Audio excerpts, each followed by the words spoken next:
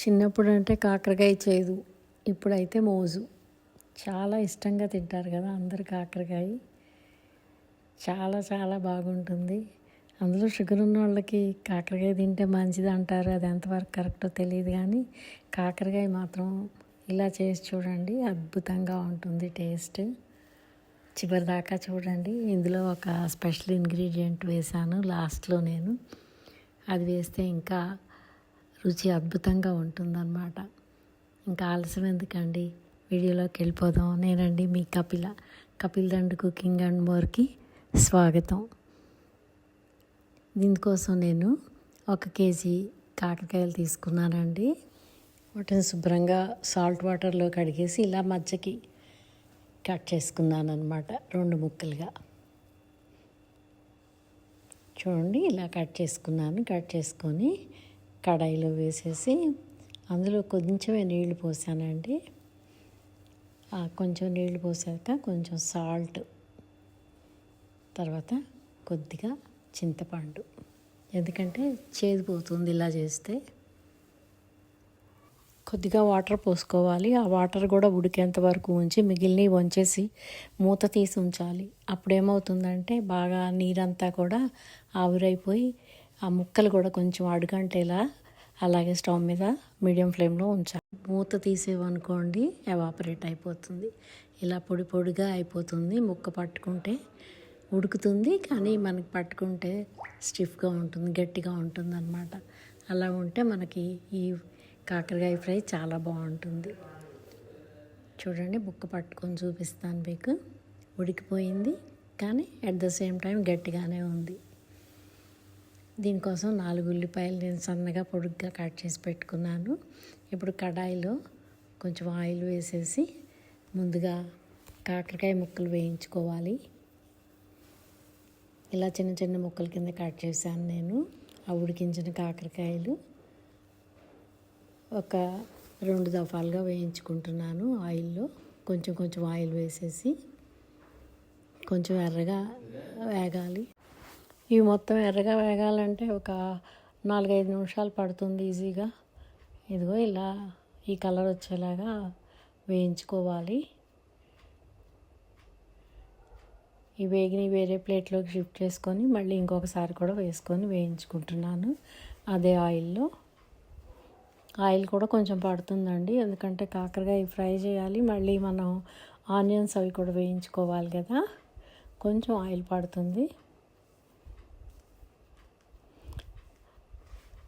కాకపోతే రెగ్యులర్గా చేసుకునే వాళ్ళైతే కొంచెం ఆయిల్ తగ్గించి చేసుకోవచ్చు. ఎప్పుడన్నా ఒకసారి అయితే ఇలా చేసుకోవచ్చండి. కొంచెం ఓపిక్గా చెయ్యాలి ఈ కర్రీ, కాకరకాయ కర్రీ. ఇవి కూడా ఇదిగో చూడండి, ఇలా ఎర్రగా వేయించుకున్నాక వీటన్నిటిని తీసి వేరే బౌల్లోకి షిఫ్ట్ చేసుకుంటున్నాను. ఇప్పుడు ఈ కాకరకాయలోకి మసాలా కారం ప్రిపేర్ చేసుకోవాలి. ఒక ఆనియన్ కట్ చేసి పెద్ద ముక్కలు మిక్సీ జార్లో వేసుకున్నాను.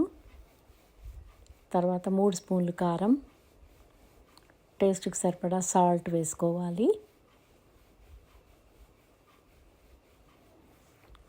జీలకర్ర 1 స్పూను, అలాగే ఒక ఫుల్ గార్లిక్ వేయాలి.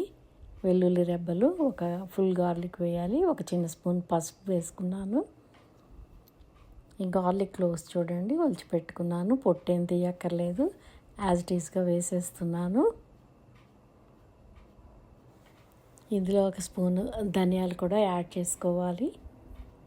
కొద్దిగా కరివేపాకు. దీన్ని మిక్సీ పట్టుకొని పక్కకు పెట్టుకుందాం. ఇప్పుడు ప్యాన్లో మిగిలిన ఆయిల్లో తాలింపు గింజలన్నీ వేసుకోవాలి. ఆవాలు, మినపప్పు, జీలకర్ర. అవి ఎర్రగా వేగాక ఒక 2 ఎండుమిరపకాయలు తుంచి వేసాను. తర్వాత కరివేపాకు వేసేసి ఆనియన్స్, పొడుగ్గా తరిగి పక్కకు పెట్టుకున్న ఆనియన్స్, వాటిని కూడా వేసి ఎర్రగా వేయించుకోవాలి. ఈ ఆనియన్స్ ఎర్రగా వేగిపోవటానికి ఒక 3-4 నిమిషాల వరకు పడుతుంది. వీటిని లో ఫ్లేమ్లోనే, అంటే మీడియం ఫ్లేమ్లో పెట్టుకొని కొంచెం వేయించుకోవాలి.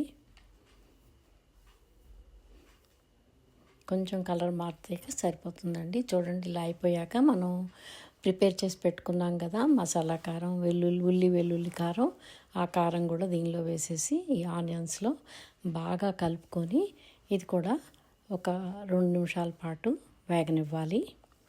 అప్పుడు దానికి ఉన్న పచ్చివాసన కూడా పోతుందన్నమాట. ఇలా 2 నిమిషాలు వేయించుకున్నాక ఆయిల్లో ఫ్రై చేసి పక్కకు పెట్టుకున్న కాకరకాయ ముక్కలు కూడా వేసేసుకోవాలి. వేసేసుకొని బాగా ముక్కలకి ఈ మసాలా కారం ఉల్లిపాయలు అన్నీ పట్టేలాగా నిదానంగా కలుపుకోవాలి. ముక్క చిదిరవకుండా, ముక్క గట్టిగానే ఉంటుంది, చిదిరవదు. ఇలా వేసుకున్నాక కూడా ఒక 3 నిమిషాల పాటు అలా స్టవ్ మీద లో ఫ్లేమ్లో ఉంచి కలుపుకుంటూ ఉండాలి. అంతేనండి, కాకరకాయ ఫ్రై రెడీ అయిపోయింది. ఇది రైస్లోకి కానీ సైడ్ డిష్గా కానీ చాలా చాలా బాగుంటుంది. ఈవెన్ పిల్లలు కూడా ఇష్టంగా తింటారనమాట. ఈ టైంలో నేను ఒక చిన్న స్పూన్ షుగర్ పైన యాడ్ చేస్తున్నానండి. ఇది వేయటం వల్ల కాకరకాయ టేస్ట్ చాలా ఎన్హాన్స్ అవుతుంది. మీరు ఇలా చేసి చూడండి. ఈ వీడియో నచ్చితే లైక్ చేయండి. చాలా చాలా బాగుంటుందన్నమాట ఇలా ఫైనల్గా కొంచెం షుగర్ వేయటం వల్ల. ఈ వీడియో నచ్చితే లైక్ చేయండి. నా ఛానల్ ఎవరైనా సబ్స్క్రైబ్ చేసుకోకపోతే సబ్స్క్రైబ్ చేసుకోండి. మీ ఫ్రెండ్స్కి అందరికీ ఫార్వర్డ్ చేయండి.